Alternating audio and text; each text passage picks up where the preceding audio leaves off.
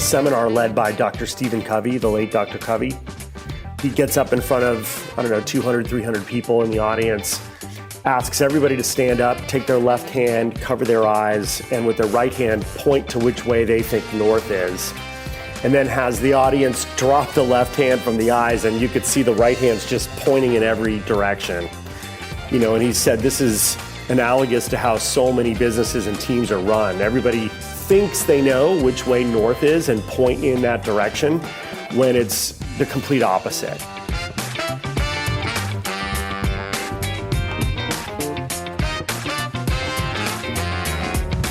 Hi, friends. Welcome to the Sales Enablement Podcast. I'm your host, Andy Paul. That was Ralph Barsi. Ralph is Vice President Global Inside Sales at Trade.io. And Ralph is one of my favorite people in the sales business and one of my favorite guests to have on the show. And in this conversation, Ralph and I start the conversation the way we start all of our conversations. We talk about the books we've read or the books we are reading. Ralph is one of the more thoughtful and well-informed people I know in the sales profession, and it comes from reading books, which is why we talk about reading so much on the show. After we talk about books, we dive into the heart of the matter today and talk about how SDRs and AEs should ideally be working together. We dig into Ralph's rules for successful SDR and AE relationships, and why in those teams where SDRs effectively support AEs, they efficiently tackle inbound and outbound efforts at scale, and they build fatter pipelines. So we explore why the best SDR AE teams hold multiple one-on-ones each week, why they debrief immediately after the call, and, we'll go through the rest of Ralph's guidelines for top-performing SDR AE teams. After all, no one succeeds in sales on their own. No one loses on their own. You win as a team. You lose as a team. All right, all of this and much, much more. But before we get to Ralph, I want to remind you to subscribe to this podcast wherever you listen to it. And if you subscribe, we'd certainly appreciate it if you could also give us your feedback about how we're doing in the form of a review. So thank you. All right, let's jump into it. Ralph, welcome back to the show. So your band is gearing up to be a thing again. We're ready to rock. We've been rehearsing diligently, and as soon as all the lifts happen and we're able to perform live, we'll be ready to rock. Like you're going to hit the road, do a tour? Great question. We'll mostly play in the Bay Area. However, a good old friend of mine who also happens to be a drummer is in Austin, Texas, and his band, they're going to be performing Q4 timeframe, and invited us to open for them in Austin, Texas. Wow. And there were no objections from my band. So we'll that's probably as far as we'll go, but we will go to Austin. Yeah, we talked about this last time. So, you can still find videos, old videos of your band on YouTube. And people should definitely check those out. You're going to make some new videos? We will. This is something we've been working to improve for years. Be excited about some of the videos that are coming down the pike. And the name of your group is? We're called Segue. Segue. SEGUE. We used to literally segue from one song to the next without any interruption, right. But that's when we were much younger. Now we need to stop, breathe, stretch. But the name is still there. It's still Segue. Okay. Well, that works. So you and I, we can't talk without talking about books we've been reading. So, So what good book or books have you been into? I've been revisiting a lot of books, Andy. So versus buying new ones. The newer one I'm reading right now is a couple years old. It's from Jocko Willink and Leif Babin. It's called The Dichotomy of Leadership. I cracked that open a couple weeks ago and have been taking copious notes literally in the book and enjoying it. But of late, I've revisited The Checklist Manifesto by Atul Gawande. Love that book. Oh, I love that book. Probably my third go-round with this thing, but I've been really pulling from it and applying it to our sales development and sales operation at Trey. Well, tell us about that, Howard. What is it in the book that speaks to you? So again, The Checklist Manifesto by Atul Gawande, who writes about medical stuff oftentimes. He is a physician. But yeah, I read that book, I don't know, 3-4 years ago, and I use it as well. So tell us how you're using it. Yeah, so you're right. He's a physician, a surgeon, and I think the whole impetus for the book was there were too many mistakes happening in surgery and in ICU that could have been prevented completely if simple checklists were followed and a lot of the basics were covered. But because, day-to-day tasks become rote and routine, things slip through the cracks. And when it comes to lives, it's obviously critical that, nothing slips through the cracks. So I have just taken a lot of the fundamentals from that book and applied it to how our processes work from a sales development standpoint, going from leads to opportunities and so forth, ensuring that, investments that marketing might be making in the creation of a single lead aren't squandered, and we're optimizing for process. So I've tried to take a lot of the concepts from Atul's book and just apply it to our day-to-day operation, and it's really been helping. What I don't have though are just the numbers that we've seen, how we've gone from X to Y, other than our pipeline has shown lift to the 5X levels that we aim for. Right. Well, I mean, I think, and I've used it, and I use it in content I create and tools that people use that we've created. Is just even for a sales call. Right? There's a checklist for a discovery call, for a qualification interaction, for needs analysis or problem solving call. There's just a checklist, and it's good to go through. And to your point, even on a sales call, it's as fundamental as, do you have a beginning, middle, and end to the talk track? Right. It's surprising how many people don't. No, it's not. It is to me still that there's no pivot point identified to the salesperson as to when do I ask an open-ended question that's going to steer us in this direction or that direction. I just don't hear it and see it as often as I thought I would at this point in my career. Oh, well, that opens up a much bigger question, just about how we train sellers, right? You and I have talked about this. I mean, it's are we training the wrong things, or not say the wrong things? Are we excluding things that need to be included? We assume that sellers that we're hiring coming into the sales force now and in relatively recent history, people that came of age using different methods of communication than what they're being trained to use. And like the phone, for instance, right? I mean, no one who's been a teenager in the last 15, 20 years has spent hours on the phone with their friends, having conversations with them. We message, right? None of us talks on the phone the way we used to, unless it's in a business context. So it's we just make these horrible assumptions that we can hire somebody and throw them into a sales training class or an onboarding program and assume that they know just some of the basic sort of human things they need to know to establish a connection, to hold a conversation. Yeah, it's true. I've seen a lot of that in the field. To your point, where some of those old school methodologies are they're referred to so closely. People who've come up in the game 20 plus years ago, just sticking to that and not letting go, versus kind of opening the aperture a bit and looking at the way the world works today. Yeah. Well, I think regardless of the medium, is there certain fundamentals that persist, and that was really my point. Is we assume people know the fundamentals, like how to make a human connection with somebody, right? How to build trust, how to develop your credibility with somebody, just at that level, let alone the points you're making about how do you unleash your curiosity to reach a level of understanding with another person that enables you to help them.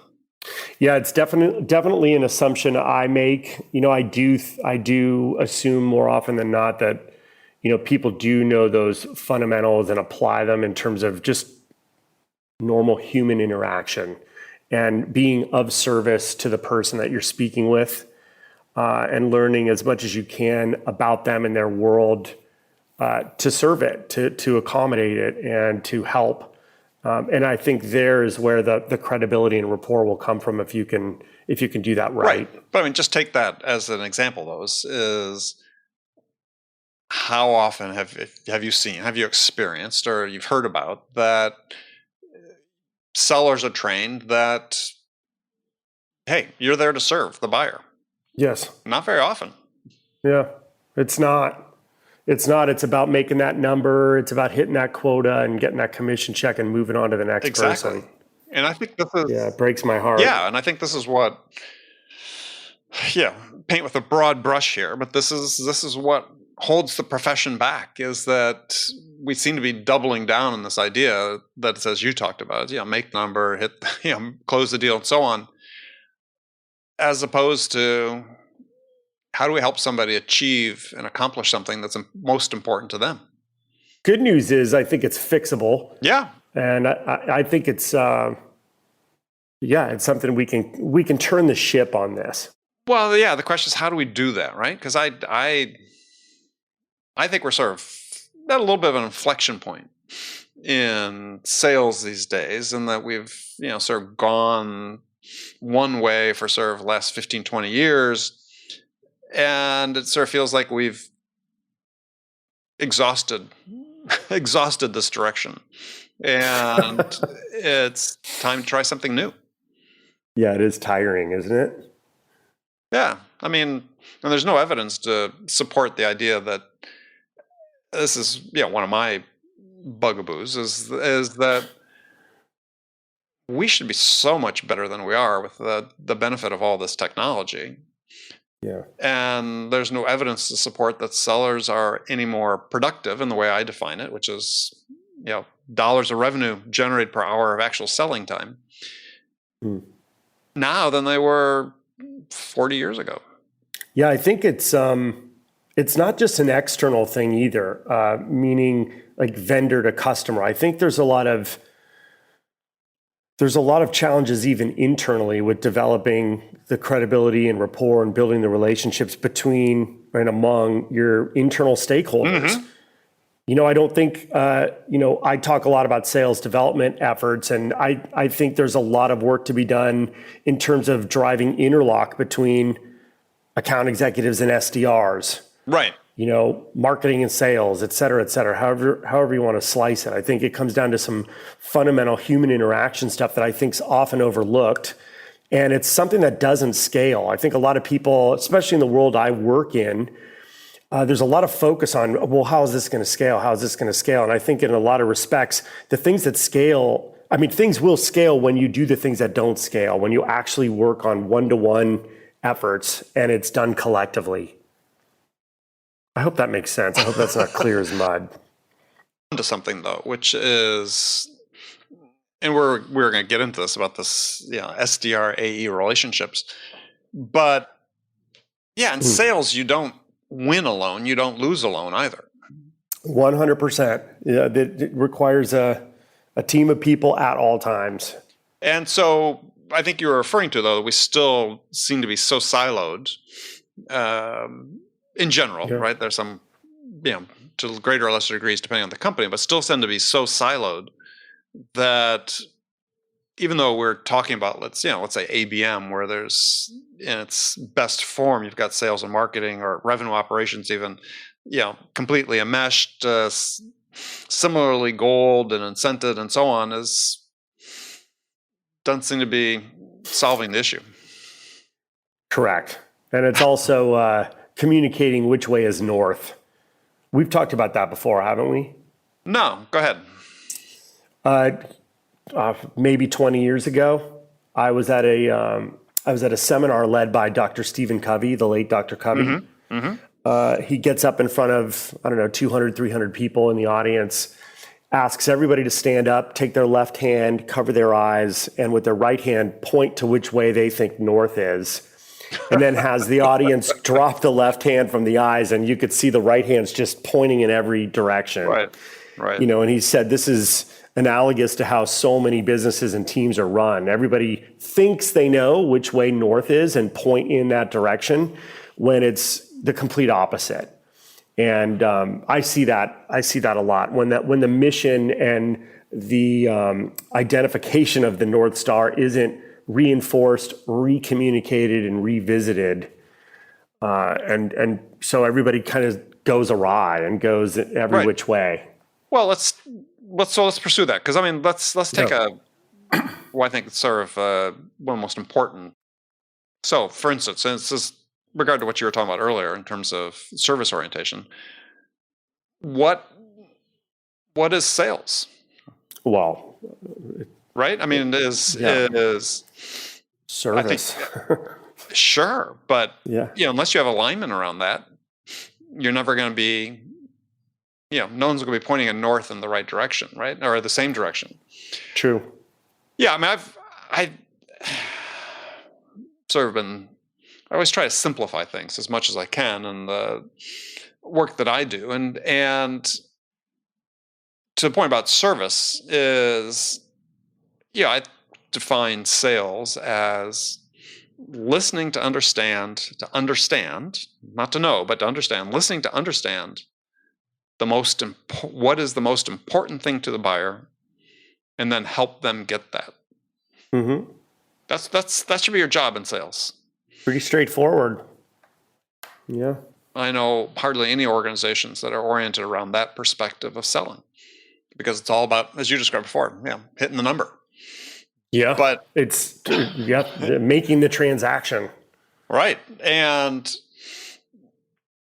so what is it that keeps organizations from saying, look, let's focus on this, right? If we really focus on what the most important thing to the buyer and how we can help them get that, it's a pretty completely different way of looking at sales, right? You go look at sales, say, well, if that's our job, then, look at the stages of our selling process. How do those fit that?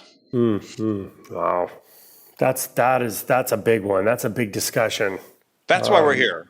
That's why we're paying you the big bucks today. Yeah, it's the good news, from my seat, Andy, is I have seen shining examples of doing it that way, where you really do listen to understand what it is that is needed from a prospect who then becomes a customer. You serve that need, and then you uncover over the duration of the relationship more needs that you can serve and accommodate, and you do so. And then you share the story, and ideally the customer shares the story along with you, and it repeats itself, and it starts to scale naturally as it should. I've seen shining examples of that, but yet I've also seen the dark side too, where it's just focused on the transaction, hitting the number, just to survive as a company. And I really obviously tether myself to the former. Well, but they're not antithetical to each other. That's the thing that I think is the push-pull right now, right? Is the assumption that, if you scale through what I'll just call bad sales behavior, that's really the only way to scale, as opposed to saying, look, no, there's another way you can do it. And, all of the various KPIs that we think are sort of industry standard maybe don't apply. There's a different way to do it, but then everybody's sort of afraid to deviate from the playbook. Well, the KPIs can apply if that mission is reinforced and reemphasized while looking through the KPIs. So if you're talking about a lead to meeting to opportunity to close conversion rate, or you're talking about, to your point, the different steps and stages of the funnel, if they are talked about with the context of the mission and the North Star and that service mindset, then I think the KPIs can really serve the business in the right way. But I don't think that's done often. In fact, I know it's not. Yeah. Yeah. But I think it would really help. I really think it would help, like I said, turn the ship even a degree or two for the better. Well, yeah. 1 degree at a time. That's right. That's right. And one person at a time. Yeah. Well, what's the navigational thing? It's 1 degree of difference at what? How many miles out is like 25 miles off, different course. I mean, it's your course heading changes, as you go further from the center. Yeah. That 1 degree can make a huge bit of difference. Oh yeah. It could, benefit or hinder the trajectory of the ship in a big way. Just those 1 degree, 2 degree turns. Yeah. There's an image I have of that I've seen that I'll have to share with your audience that kind of illustrates that point. Well, and I think that's for me, this is increasingly sort of the issue is, and we sort of touched on it earlier, but in order to have everybody pointing north in the same direction, it almost seems like we have to get to a more fundamental level of how we develop individuals, within the profession. And you have this idea that there's really training that needs to happen before sales training, which is how do we train people how to be humans? Right? How do we train people and give people this perspective about connecting with someone, building credibility, building trust, the service orientation that we expect? Because I really don't think it's necessarily sales training. I think it's just, it's culture training. I call it human training. And it seems like there's a big need for that. Big time. I mean, that to me could go back to, your family values and your upbringing and the education and the different the different life experiences you've had to where you start to cultivate those characteristics you're talking about. Yeah. I mean, man, I'm sometimes asked what's the root cause of bad sales behavior, and I say bad parenting. Yeah, exactly. That is the root cause. So, or different parenting, let's say, or lack of parenting. Yeah. Well, I mean, because it's, again, we just assume that people have the values that we need. And I think values can be learned and changed, and people do make changes, and people do, as James Clear says, every action you take is a vote for the type of person you want to become. So we have the ability to do that. But I think that we're not providing enough of that sort of pre-education, pre-training that we should. And hopefully that was something that will begin to change. I know I'm going to be talking more and more about it because I just think it's the missing element. When are you talking more and more about it? You mean in general? In general, and then, I've got a book coming out next year that's largely addressed to this topic. Can we talk about it for a minute? We can talk about it for a minute. I don't want to spill too much at this point in time, but yeah. How long have you been writing it? I've lost about a year during the pandemic, so about a year and a half. Longer than I thought it would turn out to be, but actually it turned out to be good because having more time to think about it and see what was happening in the world helped me focus it more. Sure. Letting things unfold a bit. Yeah, but just, it always has more time. It's always helpful to have more time to think about things. And my goal is with this book is, as always, to have a short, easily accessible, very practical book. It takes longer to write a short book than a long one. Well, I won't go deep. I will respect, the process, but I have a question about, is this book number 2 for you, Andy? Number 3. And so was there anything in the writing process for this book that has changed from the first 2? That's a good question. Well, this one's more collaborative in the sense that working with a different publisher and the editor, just the organization itself and the editor I'm working with Yeah, that part's been night and day, and that's going to make for a much better book. Makes for a better author for sure. And so, yeah, having that. Interesting. The first book was self-published. Second book was with a conventional publisher. This is with a sort of middle ground publisher. Between the two, the worst experience was with the traditional publisher. Wow. got the least Go support. figure. Got the least support there. This one is just, as I said, it's been fantastic. They've been very patient with me. But it's one of those things where, my fourth book is, I've got most of that in draft form because, I wrote to create a 120-page book. I've written 250, 300 pages. So I already know what the fourth book is going to be and what it's about, and have a pretty good start on it. Can you share, kind of when we can expect to see it on the market? Well, this one, welcome to the Ralph Barsi Show. This book is going to be available in February of 2022. Actually, it's going to be released on February 2022. I love it. 22222. Yeah. And it really focuses on these core human attributes that we need to, I hate to use the word master, but that we need to have proficiency in. And if we do, they're a recipe for success in life and in work. And also they're a recipe for being more fulfilled in your work and not being burnt out, and always being curious about what's coming. And so it's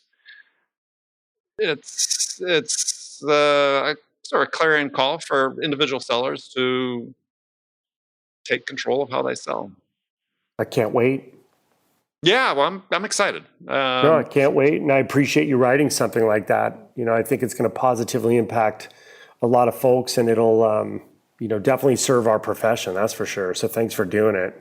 Well, thank you. No, I hope it does. I mean, I think it's my mission with all the books I've written is how can I take what's a fairly complex set of things we do and reduce them to first principles that people can grasp onto and build their own foundation of selling from. And I believe in process, but I believe at the end of the day, this is an individual sport. Even though it's a team sport, there's still, a track and field athlete has a team behind them, but when they're in front of the customer, it's up to them. And how do you develop your way of selling? How do you become the best version of you? And I've got what I think is a fairly straightforward way for people to do that. It mirrors what I've done in my own career. What I found to be important is somebody that's, in my own mind, has not been a conventional salesperson. And then talks about some of the things that's we need to work on. Just to give an example is I still believe that in general, most of our sales training is geared to train people to be salesy. And salesy is a behavior that makes the recipients cringe almost universally. So why do we do that? Right? And I don't think that salesy is innate behavior. I think it's learned behavior. And I think there's a way to short circuit that. And so I think for sellers, there's a fairly simple way, as I lay out in the book, is to embrace these aspects that are not salesy and that you answer the most fundamental question that I think exists in sales, which is, when the first decision a buyer makes is, why you as a seller, right? Why should I invest my time in you? Why should I trust you? Why should I consider you to be credible? Why should I go down the list of things? Why you? And you have to be able to answer that question. They don't ask it, right? No one asks it verbally, but it's being asked all the same. That's right. And if you can't have a good answer for that question through your actions and how they experience you, then you're going to be at a disadvantage. Yeah, it'll be a steep climb. Yeah, No and that's what I learned in my career, as I said, as somebody that just worked in highly technical fields as a non-technical person. I mean, I knew the products and the technology from a lay perspective, but I'm not a double E by any stretch of imagination. I'm a history major. But I was selling deeply complex systems. They required that I build credibility and trust with the customers. There's a way to do it. So good. Yeah. So good. Reminds me a bit of Coach John Wooden's Pyramid of Success, where he says, all the building blocks of that pyramid represent directions to the destination. Mm-hmm. And it sounds similar, that these are directions to the good way of doing it and the right way of doing it. Yeah. Well, I mean, with him, how do you tie your shoes, right? Yeah, exactly. That was one famous example with him. But there are these fundamentals that exist. And we can try to say they don't matter, but they do. And, I'll just give one example that always irritates me is people saying, customers don't want small talk these days. It's like, well, of course you want to spend a half hour with somebody small talking, but the research is very, very clear. Is small talk is a way you begin to make a connection with another human being. And there's lots that's changed about our world, but people haven't evolved in the last 20 years, right? We haven't repealed the last 100,000 years of human psychology in 10 years. These things are still important.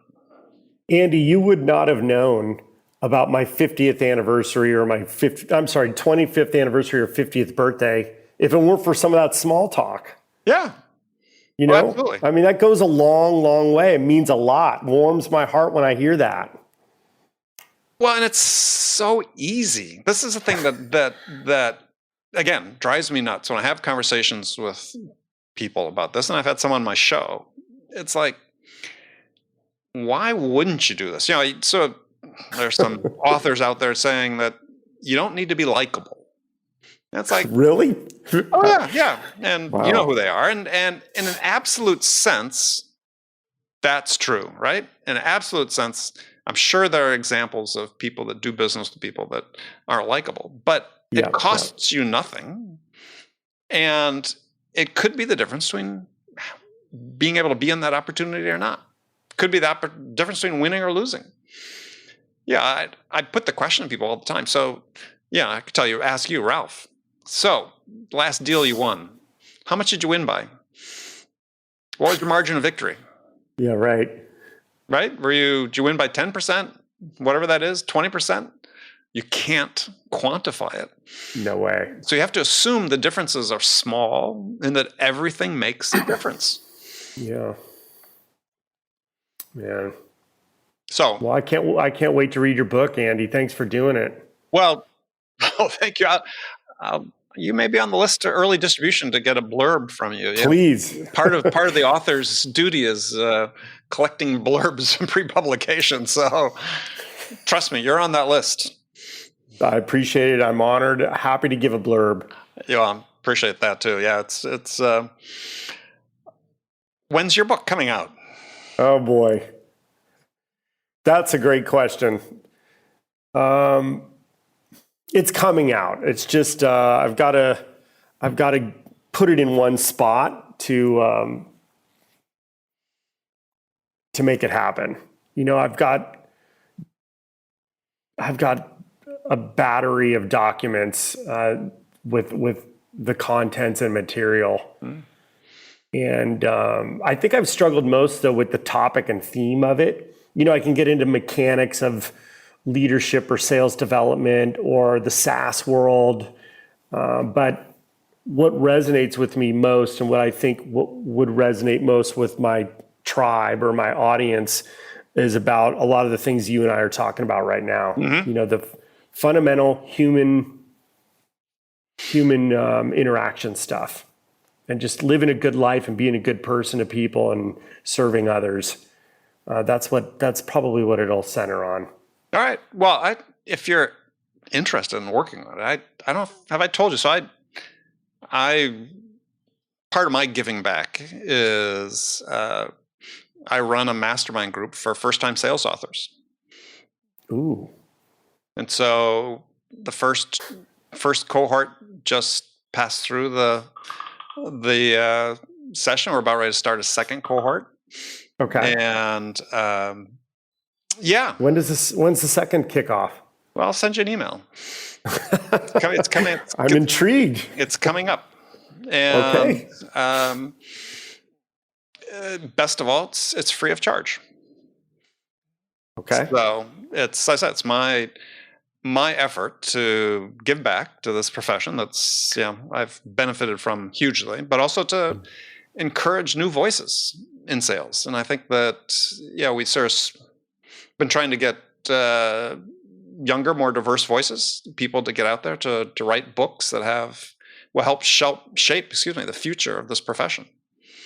So, and I will, if you're a listener and you're interested in writing a sales book, you can contact me on LinkedIn and put your name on a list for a future session. But I'm very excited. The first group, wow, got some incredible ideas out of it. And so we go through about how to shape your writing habits, how to shape a book concept, how to build your platform to promote your book, bring a publisher in to talk to people. So they understand their options for publishing, and how to manage traditional publisher relationships, probably. Well, I'm not a fan of the traditional route, but there's so many alternatives that are available these days for people that want to get out. And I just think that if anybody's listening that has an idea for a book and about sales, we need more perspectives. We need more ways to think about it. We need new ideas, and I encourage you to start thinking about it seriously, because the future of our profession really depends on it.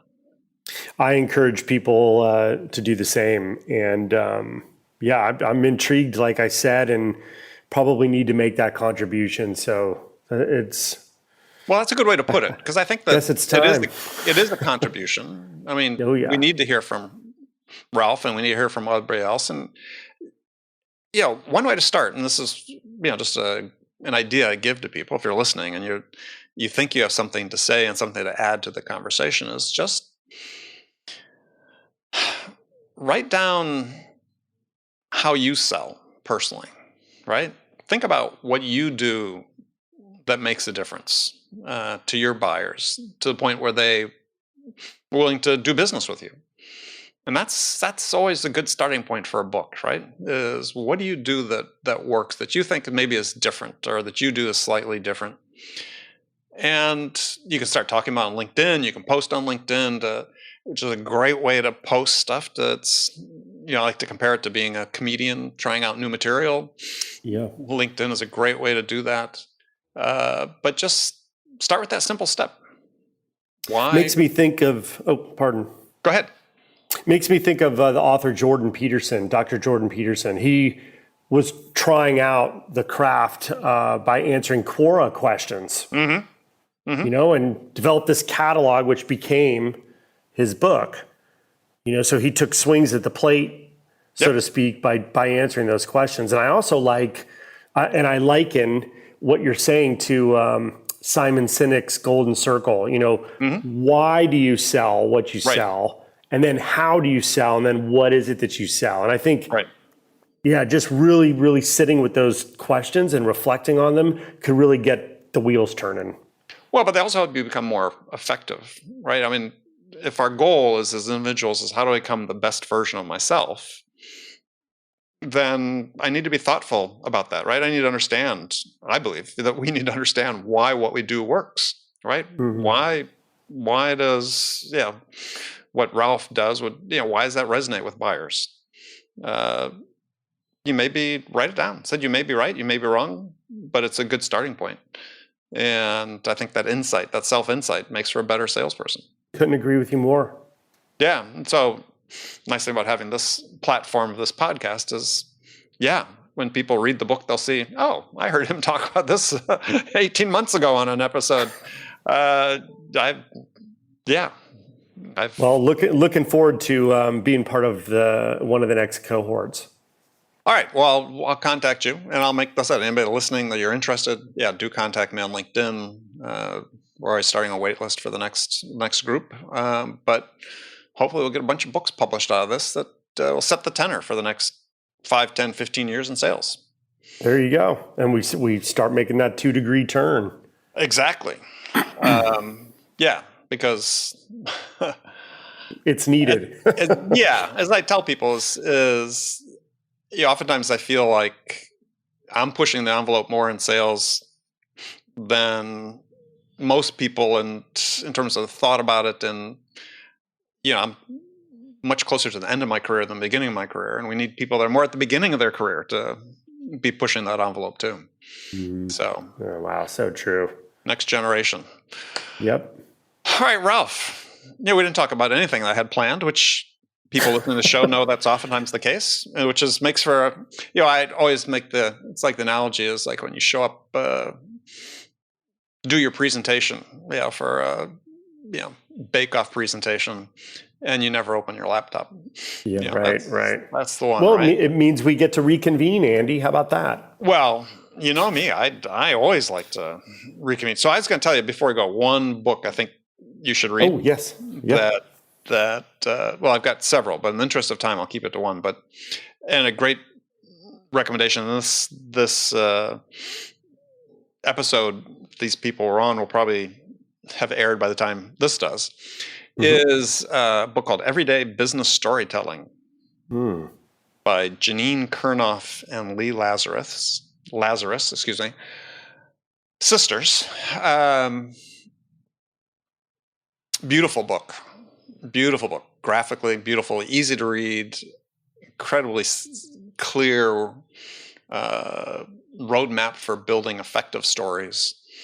That, because I think part of the reason that we talk so much about storytelling and so little is actually done about it in sales calls and so on is it's overwhelming to sellers with everything else they have to get going to do. And this is, they carve out a path, and especially for, presentations, visual storytelling, really great stuff.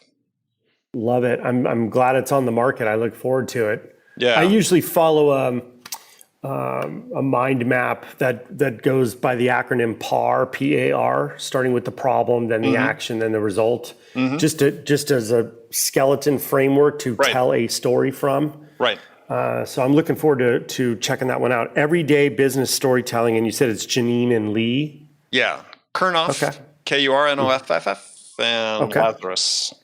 So excellent. Yeah, for everybody out there, if you want an excellent book about storytelling, how to integrate into what you do, it's a good one to pick up and read. Cool. Thanks for sharing that. Of course, that's why we're here. It's now in the queue. All right, so you have to let me know when videos are available to watch your band. Since unless I'm up in the Bay Area sometime when we're about ready to be traveling more, so we'll do. Look forward to that. And didn't you just go on vacation somewhere? We'll be going this summer. You're going? Okay. Yeah, we're gonna be in the islands this summer in Hawaii. Oh, I'm envious. I booked my own trip for October, but yeah. Did you? Yeah. We're gonna take the boys to Oahu and Maui. It's a big trip too. It's a good 10 days that we'll be there. Can't wait. Yeah. Can't wait. I'm already there mentally. You know what I mean? Oh yeah. Well, I'll be there vicariously. Document it. But have you climbed Diamond Head yet? It's on the list, actually. It's fabulous. one of the mornings we're going to do that. Yeah, get there early because the buses tend to show up early. Okay. You park in the crater, and but yeah, it's usually less windy, I think, too, in the morning once you get up to the top. But yeah, incredible views once you get up there. Can't wait. Well worth doing. Yeah, the Barsi family's definitely feeling the spirit of aloha. Yeah, and then someday, one of the evenings when the kids can you leave the kids on their own? Are they old enough to be self-sufficient? They are. Fortunately, yes. We've reached that point. It's beautiful. All right, so just brief tour guide for people interested in Oahu. Best Mai Tais in the world at the Mai Tai Bar at the Royal Hawaiian. get there 4 o'clock, 4:30, grab a seat at the bar. It's open air. You're looking out at the water at Diamond Head. It's best place to experience a sunset. As my boys would say less. It's like, you sold me on it. I'm in. Yeah. And we can talk offline. There's lots. I got restaurant recommendations and so on. Oh, I'll take you up on all of it. Thank you. Yeah. Can't wait. Yeah. Well, I got some from Tiffany Bova and she's been on the show because, she's from Hawaii. So sure. I know who Tiffany is. Yeah. I'll get some tips from her as well. Ralph, as always, talk to you soon. Talk to you soon, Andy. Great to talk to you always. Okay, friends, that's it for this episode. First of all, I want to thank you for taking the time to listen. As always, I'm so grateful for your support of the show. And I want to thank my guest, Ralph Barsi, for sharing his insights with us today. If you enjoyed this episode, please subscribe to this podcast, Sales Enablement with Andy Paul, on iTunes, Spotify, or wherever you listen to podcasts. Thank you for your help with that. And as always, thank you so much for investing your time with me today. Until next time, I'm your host, Andy Paul. Good selling, everyone.